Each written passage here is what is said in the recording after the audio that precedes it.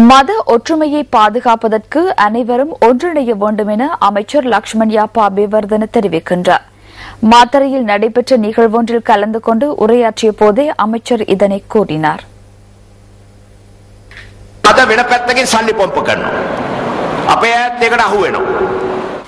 இன்று ஒரு புறத்திலிருந்து பணம் வீசப்படுகிறது, எம்மவர்களும் அதில் அகப்படுகின்றனர். இன்று மதங்களுக்கிடையே பிளவினை ஏற்படுத்த முயற்சிக்கின்றனர், இனபேதங்களை ஏற்படுத்த முயல்கின்றனர்.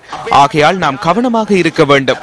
நாம் எமது சமயத்தை நேசிக்கின்றோம், எனினும் மற்றவர்களும் அவர்களது சமயங்களை பின்பற்றுவதற்கான சுதந்திரம் இருக்க வேண்டும். அதனை பொறுப்புடன் புரிந்து கொள்ள வேண்டும்.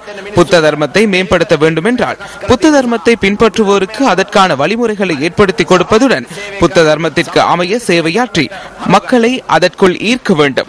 தர்மத்திற்கு மாறாக செயற்படுவார்களாக இருந்தாலோ வேறு அமைப்புகள் அதனை சாதகமாக பயன்படுத்திக் கொள்வதாகவோ இருந்தால் புத்த சமயத்தின் முக்கியத்துவத்தை அவர்களுக்கு எடுத்து கூற வேண்டும்.